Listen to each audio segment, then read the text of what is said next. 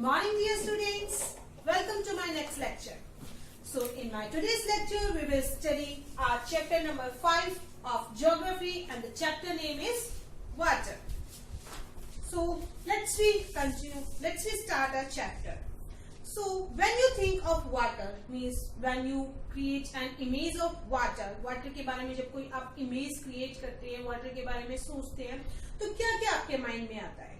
So you think about that rivers, that ponds, lakes, and you have think about the waterfalls and raindrops and the sound of pitter patter, means raindrop sound, we can say that pitter patter, and water in your taps. आपके tab में जो water आता है, you tap. And children love to float paper boats in rain puddles. Rain puddles जो होती है, puddles means basically होता है small pool of water. Small pool की बारिश जब आती है तो कई जगहों पर आप देखते हैं कि पानी भर जाता है, दैट इज द पडल्स. तो आपके माइंड में आता है कि इन पडल्स में आप जो बोट है, बोट को फ्लो कर रहे हैं, ठीक है ना. So that images you create in your mind when you see water, when we are saying to think about water. Water के बारे में जब हम सोचते हैं तो ये सारी इमेजेस हमारे माइंड में क्रिएट होती है. मे बी पॉसिबल है कि किसी के माइंड में कुछ अदर इमेज क्रिएट हो, किसी के माइंड में अदर इमेज क्रिएट हो. इट इज नॉट कंपल्सरी कि सभी के माइंड में एक जैसी इमेज क्रिएट हो. सो जैसे कई सोचते हैं वाटर, सोचते ही वाटर, जैसे नाम लिया तो वाटर नेम लेते ही तो उनके माइंड में इमेज क्रिएट होती है. किसी के माइंड में होगी वाटरफॉल की, कोई सोचेगा वाओ बहता हुआ पानी, झरना, river, springs. Some are thinking about सुबह नल में पानी आता है जो that water, bucket of water. कुछ सोचेंगे वाओ रेन ड्रॉप्स आ जाती है और जो पडल्स होते हैं उसमें हम अपनी बोट्स को फ्लो करते हैं. So these images we create in our mind when we think about the water. So today we will discuss the types of water we found here. And first we discuss about the water cycle. You can see on the board I am making the water cycle diagram. First we discuss water cycle, how it create. Because for many centuries we are having the same content, same quantity of water. कि same quantity हमारे पास water की है previously time से, many of century से, लेकिन ये कम भी नहीं हो रहा है, ज्यादा भी नहीं हो रहा है. व्हाई दिस हैपन्स, ऐसा क्यों होता है कि सेम अमाउंट में वाटर हमें प्रोवाइड होता रहता है.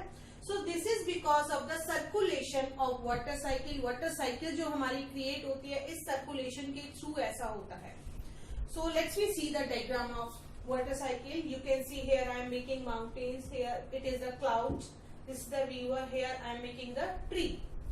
So firstly water start evaporating. कि when the sun rays come, sun की जो गर्मी होती है, आप जब किचन में जाएंगे, किचन में क्या देखते हैं, अगर बॉइलिंग पे आप वाटर को रखते हैं और उसके ऊपर एक प्लेट ढक देते हैं तो आप क्या देखते हैं कि प्लेट पे कुछ ड्रॉपलेट्स जमा हो जाती हैं.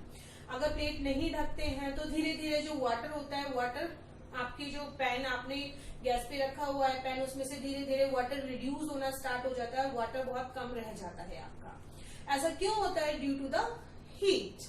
सो same process follow on earth. हमारी अर्थ पे सेम प्रोसेस फॉलो होता है कि सन रेज जो आती हैं, तो सन रेज की वजह से जो हमारा हीट वाटर पे मिलती है, ठीक है ना.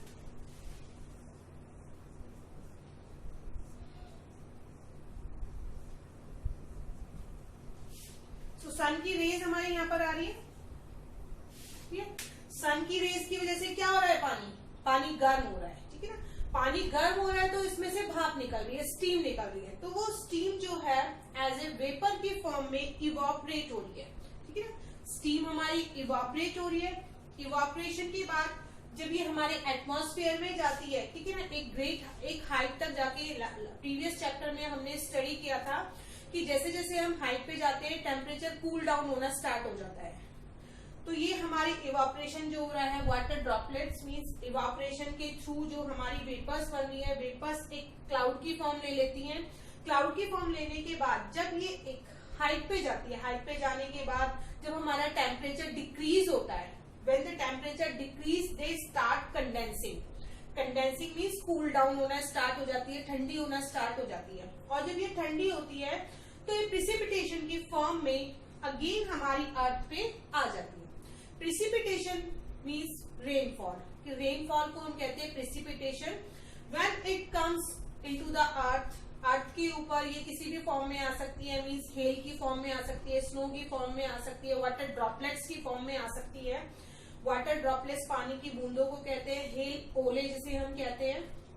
ओले कैसे बनते हैं हमारे, जब ये वार्म एयर कांटेक्ट में, वार्म एयर की वजह से हमारी ड्रॉपलेट्स जो होती हैं वो ड्रॉपलेट्स में कन्वर्ट हो जाती है when it contacts into the cool area. Cool area में जब आती है, कूल एयर इसके कांटेक्ट में आती है, तो ये जो पानी की बूंदें हमारी फ्रीज हो जाती है।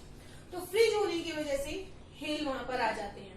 तो ये किसी भी फॉर्म में हमारी अर्थ सरफेस पे आ सकती है। तो हमने क्या देखा कि सन रेज की वजह से जो हमारा पानी है वो इवापोरेट हो रहा है। इवापोरेट होने के बाद एक ग्रेट हाइट पर जब वो जाता है, एक हाइट पर, तो वो कंडेंस होना स्टार्ट हो जाता है। जब वो कंडेंस होता है तो हैवी हो जाता है। हैवी होने की वजह से वो बादल जो क्रिएट हमारे हुए थे, क्लाउड्स जो हमारे फॉर्म हुए थे, उनमें से वो धीरे धीरे नीचे करके टपकने लग जाता है। सो हमारे क्या हो रहा है यहाँ पर, प्रिसिपिटेशन।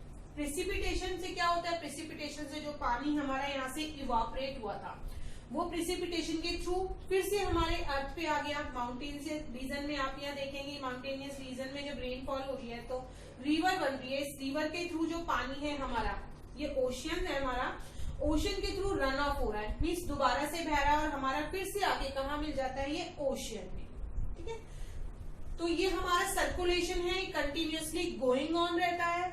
जैसे हमारा साइकिल का टायर है, जब हम साइकिल चलाते हैं तो वो सर्कुलर मोशन में घूमता रहता है। इसी टाइप से जो हमारा पानी है वो सर्कुलर मोशन में घूमता रहता है कि पहले इवापोरेशन हुआ, then condensation, then precipitation, then run off water, then again it evaporates, it condense. So ये मोशन बन गया circulation motion.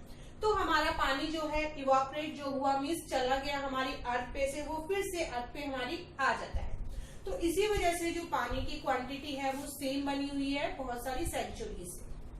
So this is the water cycle. I hope you understand the water cycle. Let's see the definition of water cycle.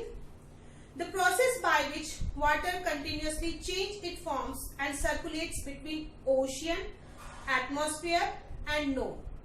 कि जो process होता है हमारा water का, continuously change हो रहा है। कंटिन्यूअसली चेंज, वाटर पहले इवापोरेट मीन्स वेपर्स में फॉर्म हुआ, उसके बाद कंडेंस हुआ तो प्रिसिपिटेशन में फॉर्म हुआ, प्रिसिपिटेशन के बाद फिर से हमारी अर्थ सरफेस पे आ गया।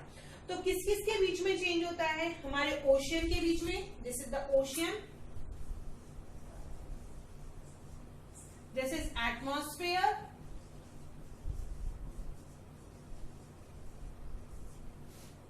And this is land. तो वाटर का जो सर्कुलेशन होता है ओशियंस में, एटमॉस्फेयर में, लैंड में, that is be known as the water cycle. So our earth is like a terrarium, as we know that कि अर्थ टेरेरियम की तरह दिखती है। So what is terrarium, what is the meaning of terrarium? So terrarium means an artificial enclosure for keeping small house plants. Like we can say that aquarium. You have seen the aquarium. You have seen aquarium. आपने देखा होगा aquarium एक artificial tank होता है जिसमें हम fish रखते हैं, ठीक है। इसी टाइप से हम एक आर्टिफिशियल जार ले सकते हैं, जैसे नेचुरली जो ट्रीज ग्रो कर रहे हैं उनको आर्टिफिशियली भी हम ग्रो कर सकते हैं। और स्मॉल प्लांट्स जो है आर्टिफिशियल जार लेके उसमें स्मॉल प्लांट्स को हम प्लांट कर देते हैं। तो वहां पर जो वो डेवलप होता है वो टेरेरियम होता है। उसमें क्या होता है, हम उसको जार को बंद कर देते हैं तो जो पेड़ के अंदर मीन्स प्लांट के अंदर जो मॉइस्चर होता है वो कंटेंट ढक्कन तक जाता है और वापस उसी प्लांट को दोबारा से मिल जाता है। तो सेम वे में हमारी अर्थ भी एक टेरेरियम की टाइप है। The same water that existed centuries ago, मैंने अभी आपको बताया कि जो सेंचुरीज पहले जो वाटर था वो भी आज वही वाटर आज हमारे पास है। So this water we can use to irrigate a field, and Haryana may have flowed down the Amazon river. ठीक है, अमेजन रिवर जो हमारी फ्लो करती है 100 years ago, मीन्स 100 साल से भी ज्यादा हो गए हैं उस रिवर को फ्लो करते हुए। वो कंटिन्यूअसली उसी स्पीड में, उसी फ्लो में, उसी वाटर कंटेंट के साथ हमारी फ्लो कर रही है। और जो मेजर सोर्सेज होते हैं हमारे पास वाटर के, means we are saying that we are having so much water, plenty of water, we can say that कि हमारे पास बहुत सारा पानी है। बहुत सारा पानी से मीन्स कि हमारी अर्थ का जो टोटल 3/4 पार्ट है, 3/4 part of our earth,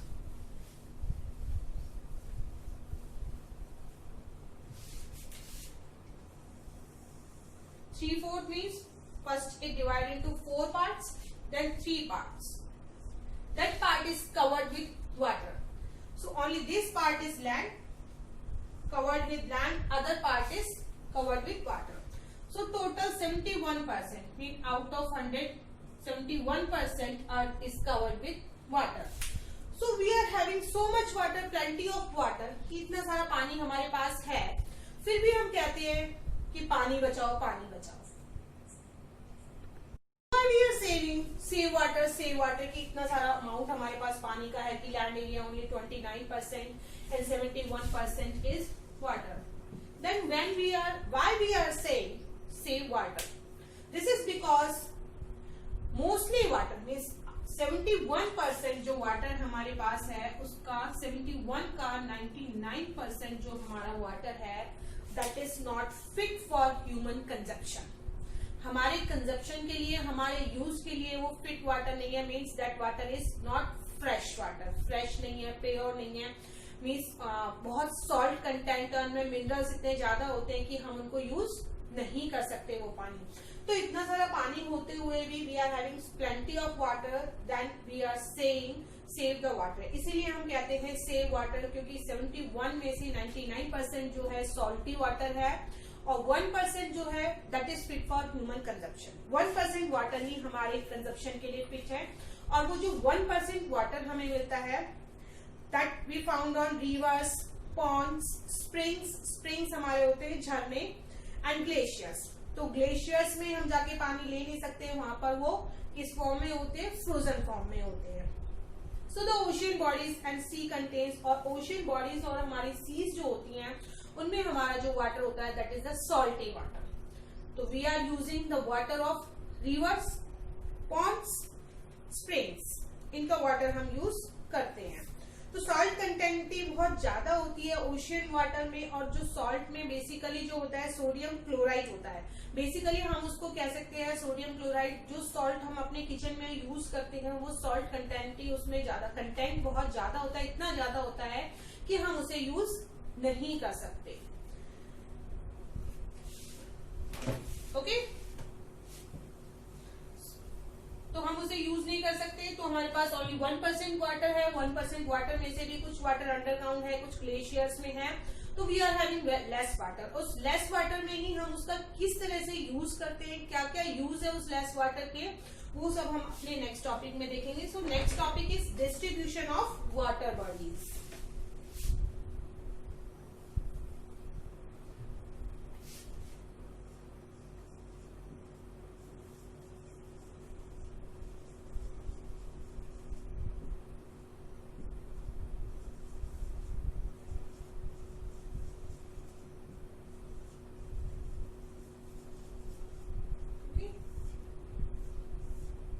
distribution of water bodies.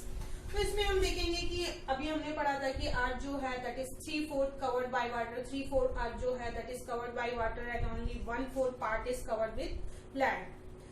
सो इस वजह से पानी हमारे पास बहुत है, बट ह्यूमन कंजप्शन के लिए जो वाटर है दैट इज वेरी लेस, वो बहुत लेस है. इसी वजह से बहुत सारी कंट्रीज जो हैं उन्हें वाटर प्रॉब्लम्स फेस करनी पड़ती है. लाइक हमारे अलवर की ही अगर मैं बात करूं तो अलवर में हमारे बहुत सारे एरियाज ऐसे हैं जहां पर उनको प्रॉपरली वाटर प्रोवाइड नहीं हो पाता है. उन्हें टैंकर से वाटर लेना पड़ता है. 3-4 दिन में उनके टैप में पानी आता है. तो इस टाइप से वाटर प्रॉब्लम यहाँ पर भी हमें फेस करनी पड़ रही है. इसी तरह से बहुत सारी कंट्रीज जो हैं उनको वाटर प्रॉब्लम्स इस टाइप की फेस करनी पड़ती है.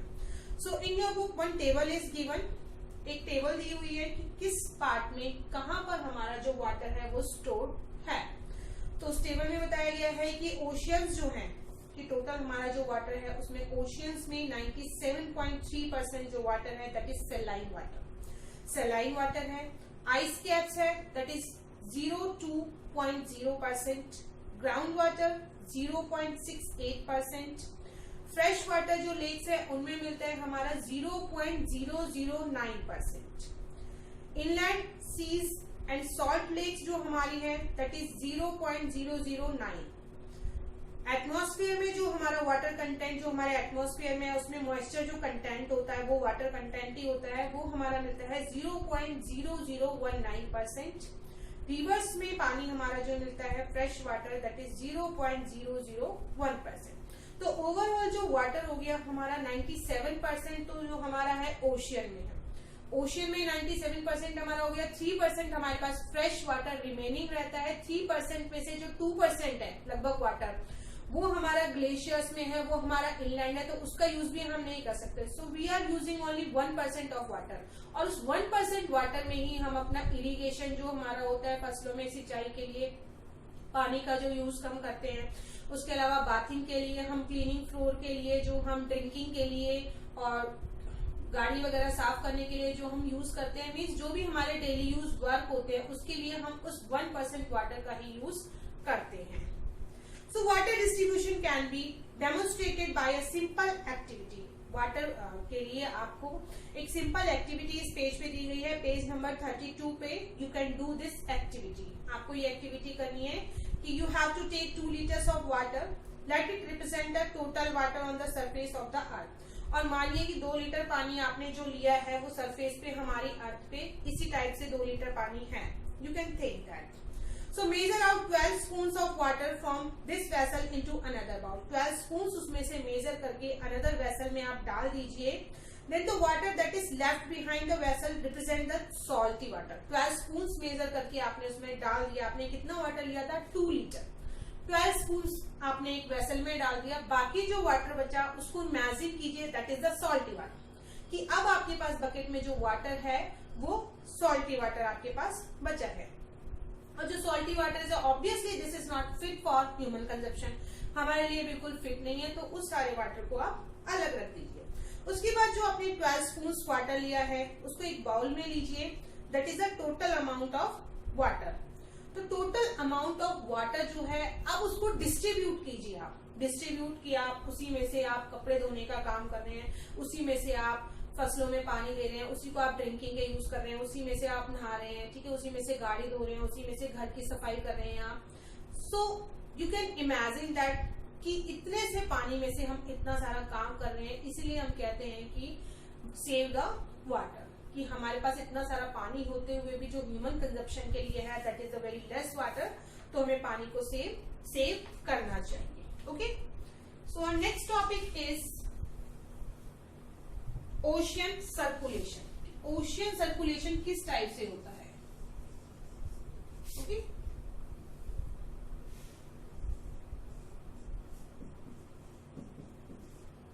Ocean circulation.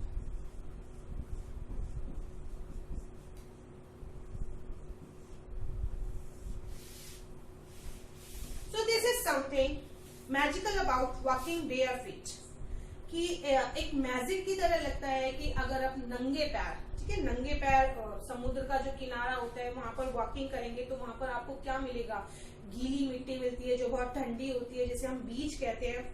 ठंडी ठंडी हवाएं वहां पर चल रही होती हैं, सी बर्ड्स वहां पर होते हैं, और जो साल्ट की स्मेल होती है वो आपके पास आती है, और जो हवाएं चलती हैं उनके साथ जो पानी की लहरें होती हैं जब वो फ्लो करती हैं तो उनकी आवाज, एक लहरों की आवाज आपके कानों में आती है। तो इट वॉज वेरी फंटेस्टिक, बहुत अच्छा फील होता है आपको, बहुत ही ज्यादा अच्छा फील होता है। So unlike the calm water, लेकिन जब आप पॉन्ड्स के पास जाते हैं तो this is the scene of water circulation in ocean. Ocean के नियर, जैसे भी आप जुहू बीच जाएंगे, मुंबई में जो है गोवा के बीच पर जाएंगे तो आपको इस टाइप की फीलिंग होगी। अगर आप नंगे पैर समुद्र के किनारे पर चलेंगे तो बिल्कुल ठंडी रेत होती है, गीली होती है, थोड़ी मॉइस्चर उसमें कंटेंट होता है, ठंडी ठंडी हवाएं वहां पर चल रही होती हैं, पानी की लहरों की आवाज वहां पर आ रही होती है, तो आपको बहुत अच्छा फील वहां पर होता है। बट अब इसके अपोजिट अगर आप किसी पॉन्ड के नियर जाएंगे, ठीक है, पॉन्ड के नियर अगर आप जाते हैं तो वहां पर आप क्या देखेंगे? जो वाटर है बहुत काम है, बहुत मीन्स ठहरा हुआ पानी है, कोई आवाज उसमें से नहीं आ रही है। उसके अलावा it never still the movement that occurs ocean, की ओशन वाटर में जिस तरह के मूवमेंट्स हो रहे थे बेसिकली उस टाइप के मूवमेंट्स आपको पॉन्ड वाटर में देखने को नहीं मिलेंगे। सो ओशन मूवमेंट्स को हमने 3 पार्ट्स में ब्रॉडली कैटेगराइज किया है, waves, tides and currents. Ocean water we can categorise waves, tides and currents.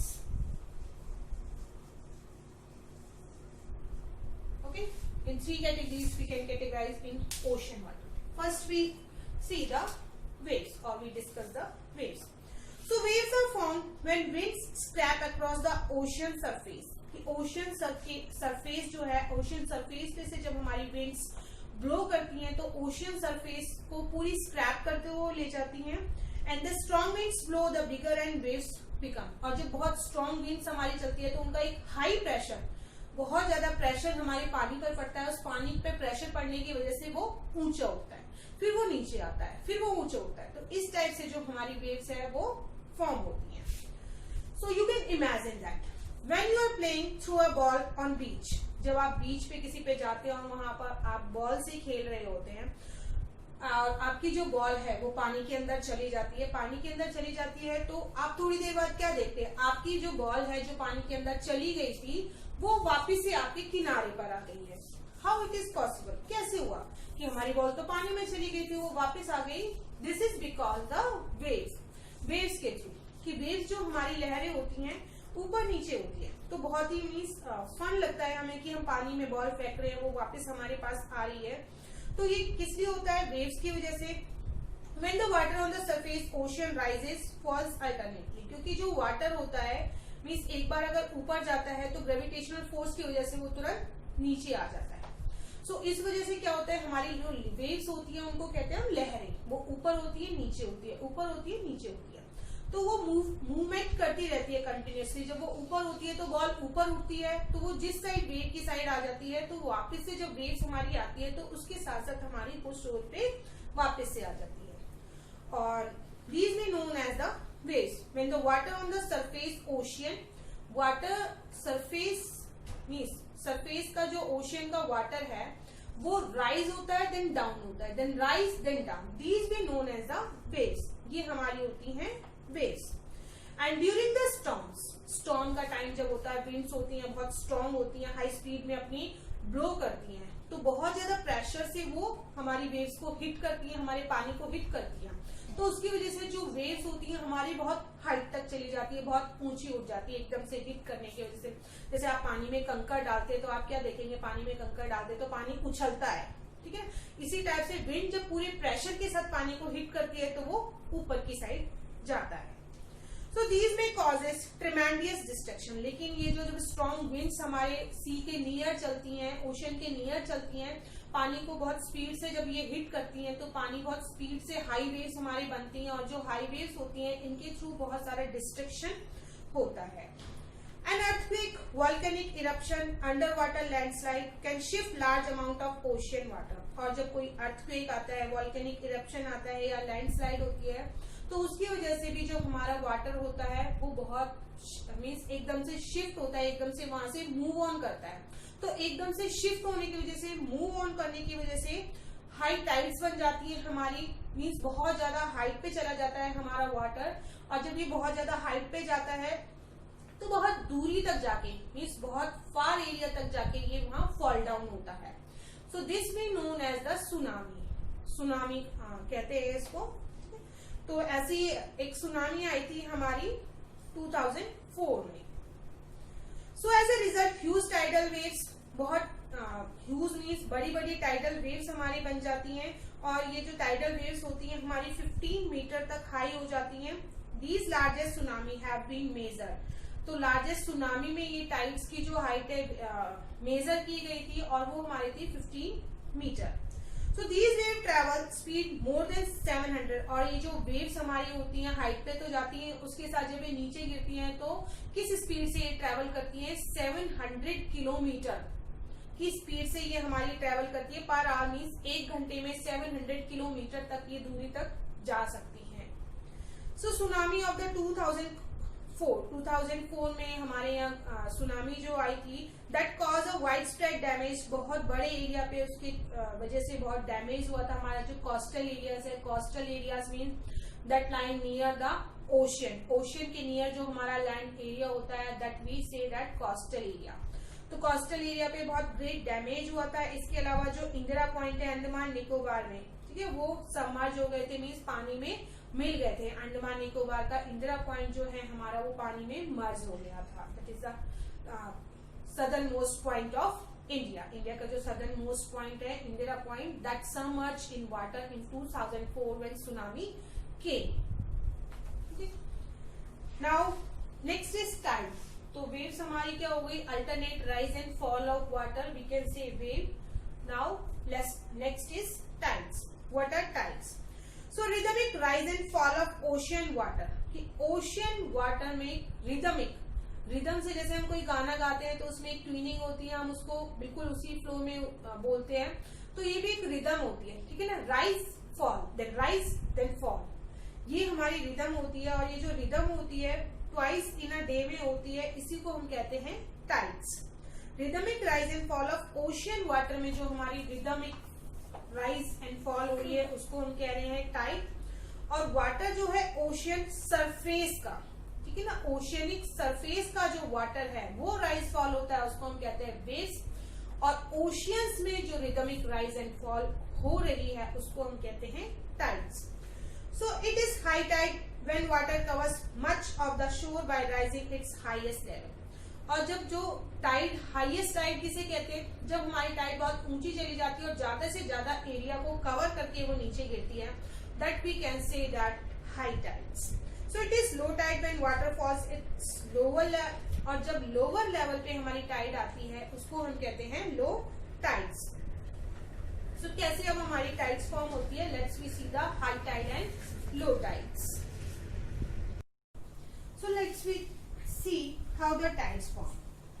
When the strong gravitational pull exerted by the sun, जब strong gravitational pull होता है sun के द्वारा, and the moon on the earth surface causes the tides. sun पे, moon पे, earth पे sun का जो है strong gravitational force पड़ता है, ठीक है ना, तो हमारे जो tides, जब हमारी जो waves created होती हैं उनको हम कहते हैं tides. So tides two type की होती हैं, high tide and low tide. High tides जो होती हैं उनको हम कहते हैं spring tides, and low tides we can say that neap tides. How these two types of tides created, let's we see. So the water of earth closer to the moon gets pulled under the influence of the moon's gravitational force causes high tide. कि अर्थ पे जो water होता है अगर वो influence होता है gravitational force के थ्रू, ग्रेविटेशनल फोर्स हमारा जब लगता है अर्थ के वाटर पे तो वो खींचता है, ठीक है ना, ग्रेविटेशनल फोर्स की वजह से वो मूव ऑन करता है, और जिसकी वजह से जो होती है हमारी हाई टाइड क्रिएट होती है। Like you can see that this is the sun, this is moon and this is earth. When the gravitational force in one direction में जब होता है कि फोर्स हमारा कौन सी साइड लग रहा है, सन की साइड, सन की साइड पूरा हमारा फोर्स आ रहा है, तो यहाँ पर जो हमारे अर्थ पे वाटर है वो क्या होगा, पूरा एक साथ फोर्स आ रहा है, अर्थ का फोर्स है, मून का फोर्स है, सन की साइड आ रहा है पूरा, तो पूरा का पूरा वाटर जो है एकदम स्पीड से बहुत ज्यादा ऊपर जाएगा। So these tides forms, these we known as the high tides. When the sun, moon and earth are in same line, जब ये sun, moon, earth same line में होते हैं और पूरा जो फोर्स है सन की साइड एक्सर्टेड होता है, then tides form we known as a spring tide. Same अगर अर्थ बिटवीन में है, मून है, वही सेम पोजीशन है, बट अर्थ बीच में आ गई है, मून हमारा साइड में चला गया, बैक में चला गया, बट फोर्स अभी भी सन की साइड में आ रहा है सारा, मून का ग्रेविटेशनल फोर्स भी यहाँ क्रिएटेड हो रहा है, अर्थ का फोर्स भी यहाँ क्रिएटेड हो रहा है, सन की साइड जा रहा है पूरा। तो इस कंडीशन में भी, इस फॉर्मेशन में भी हमारी जो टाइड्स होगी वो हमारी होगी हाई टाइड्स। सो ये कब बनती है हमारा, ड्यूरिंग द फुल मून, जब हमारा फुल मून होता है या न्यू मून होता है। The sun, the moon and earth are in same line, sun, moon, earth हमारी सेम लाइन में हम यहाँ पर देख रहे हैं, तो सन, मून, अर्थ हमारी फुल मून और न्यू मून वाले दिन हमारी सन, मून और अर्थ सेम लाइन में होती हैं। तो सेम लाइन में जब ये होती है तो जो टाइड्स आती है हमारी, उनको हम कहते हैं हाई टाइड्स और spring tides. Okay, but when the moon is in its first and last quarter, moon का फर्स्ट क्वार्टर होता है, मीन्स 1/4 फर्स्ट वाला पार्ट जब मून दिखना स्टार्ट होता है, या फिर उसका लास्ट क्वार्टर होता है जब मून खत्म हो रहा होता है, ठीक है ना, अमावस्या आ रही होती है तो धीरे धीरे मून कम होना स्टार्ट हो जाता है। तो वो वाला जब क्वार्टर होता है, फर्स्ट और लास्ट क्वार्टर होता है, the ocean water gets drawn, ocean water जो होता है धीरे धीरे नीचे की साइड हमारा जाने लगता है एंड डायगोनली अपोजिट डायरेक्शन में उसका जो फोर्स है वो लगने लगता है। That time the tides creating low tides. इस टाइप से देखिए, अभी स्प्रिंग टाइड में हमने देखा कि सभी का फोर्स जो है जब सेम लाइन में हमारे होते हैं न्यू मून और फुल मून वाले डे, जब हमारे सन मून अर्थ एक ही स्ट्रेट लाइन में होते हैं, that time the spring tides created. But जब ये राइट एंगल में होते हैं हमारे, ठीक है ना, राइट एंगल में जब हमारा सन होता है, सन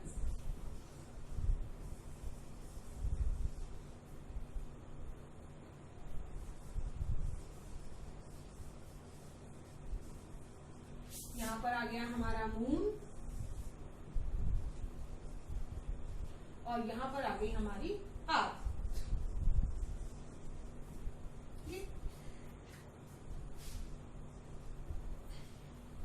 तो ग्रेविटेशनल फोर्स की वजह से क्या होता है कि यहां से जो मून का फोर्स है, सन इस साइड में इसको अपनी साइड खींच रहा है, अर्थ इस साइड में अपनी साइड इसको ग्रेविटेशनल फोर्स को खींच रही है, तो बीच में जो वाटर है डायगोनली वो नीचे की साइड आता है। तो नीचे की साइड जो हमारा पानी आ रहा है उसको हम कहते हैं लो tides.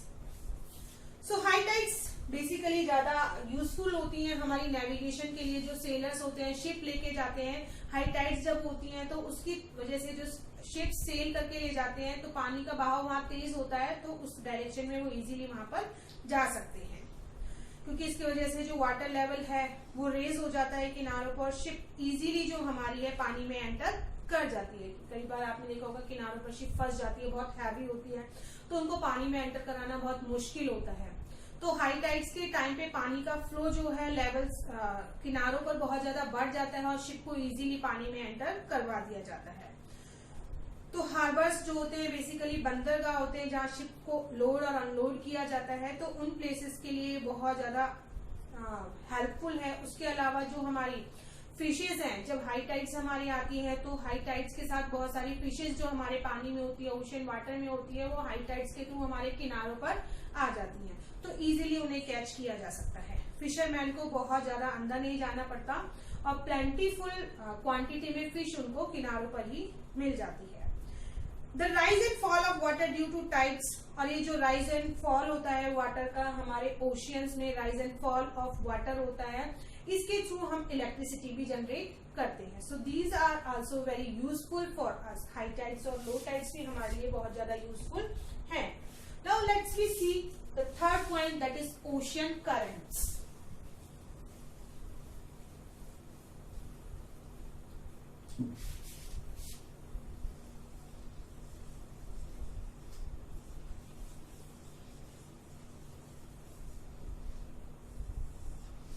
So what are ocean currents? Basically ocean currents are flowing of water or flowing of the surface water in a same direction. कि सेम डायरेक्शन में जो ओशियन का वाटर है, ओशन वेव जो है एक ही पर्टिकुलर डायरेक्शन में जो जाती हैं, उनको हम कहते हैं ओशन करंट्स। ठीक है, पर्टिकुलर डायरेक्शन में मीन्स ये वेव्स इस साइड जा रही हैं तो इसी साइड जाएंगी, इस साइड आ रही हैं तो इसी साइड आएंगी। सो ये जो पर्टिकुलर डायरेक्शन जो होता है वेव्स का, this direction we known as the ocean current. So this we known as the ocean currents. Ocean currents we can categorize into two categories: warm ocean current और cold ocean current. ठीक है ना? Warm ocean currents and cold ocean currents सब कैसे categorise करेंगे कि कौन सा वार्म ओशन करंट है और कौन सा कोल्ड ओशन करंट है। So this is the earth and this is the equator. This is north pole then south pole. तो जैसा कि हम जानते हैं कि इक्वेटर जो हमारा होता है वहां पर सन की जो रेज होती हैं, सन रेज डायरेक्टली आती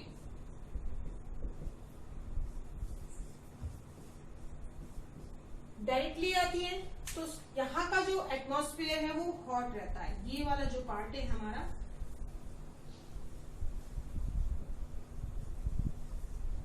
हीट जोन्स जब हम पढ़ेंगे तो उसमें हम देखेंगे कि हमारी पूरी अर्थ को 3 हीट जोन्स में डिवाइड किया हुआ है। First is torrid zone, second one is temperate zone this whole torrid zone. ये हमारा है 23.5 नॉर्थ से 23.5 साउथ तक। This zone is torrid zone. इससे अपर वाला जो जोन है that is temperate zone. Lower also that is 66.5 degree. This is north, this is south, and that remaining is known as the frigate zone.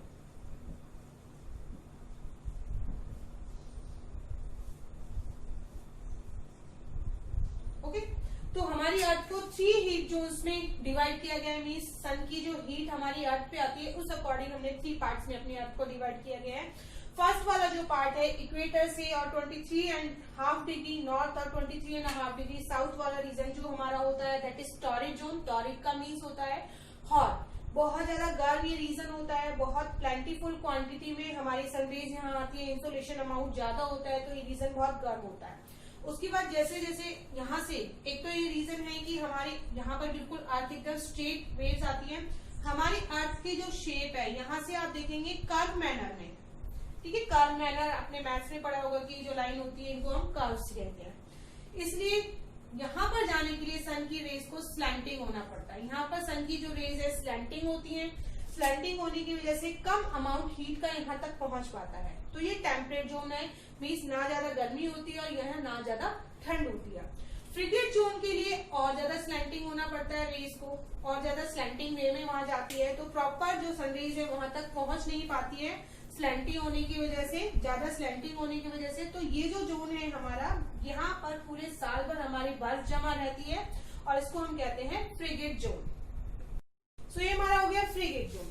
तो यहाँ पर हम देखेंगे सबसे ज्यादा हॉट रीजन है, देन मॉडरेट रीजन है, देन बहुत ज्यादा कोल्ड वाला रीजन है। तो इसी का इफेक्ट हमारे पड़ता है ओशन करेंट्स पे। लेट्स वी सी कैसे पड़ता है इसका इफेक्ट हमारे ओशन करंट पे।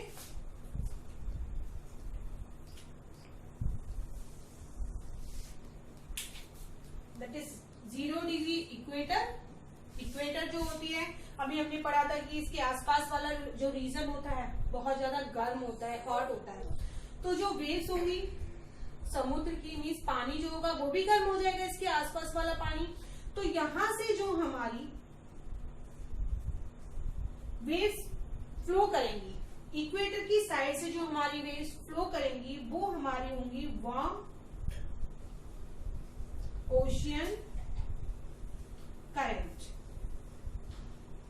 तो करंट से हम मीनिंग ये नहीं लगाएंगे कि जो हमारे स्विचेस में आता है, मीन्स हमारी इलेक्ट्रिसिटी जो होती है वो करंट नहीं है। ये पर्टिकुलर डायरेक्शन में जो ओशियन वेव्स जो होती है, ओशन में वेव्स जो होती हैं फ्लो करती है, उनको हम करंट कहते हैं। वार्म क्यों कहते हैं? क्योंकि यहाँ से वार्म वेव्स हमारी फ्लो कर रही है, इसलिए हम इसको कहते हैं वार्म ओशियन करंट्स। और इसके अपोजिट में जो हमारा नॉर्थ पोल वाला रीजन है that is north pole and this is south pole. तो यहाँ से जो हमारी विंड इस साइड फ्लो कर रही है और इस साइड फ्लो कर रही है, ये हमारी होंगी वार्म ओशन करंट। और जो हमारे नॉर्थ पोल वाले रीजन, क्योंकि ये रीजन बहुत ठंडा है तो यहाँ का पानी, आसपास का जो समुद्र का पानी है वो भी ठंडा हो जाएगा। तो यहाँ से जो हमारी वेव्स ब्लो करेंगी वो हमारी हो जाएंगी कोल्ड ओशियन करंट्स।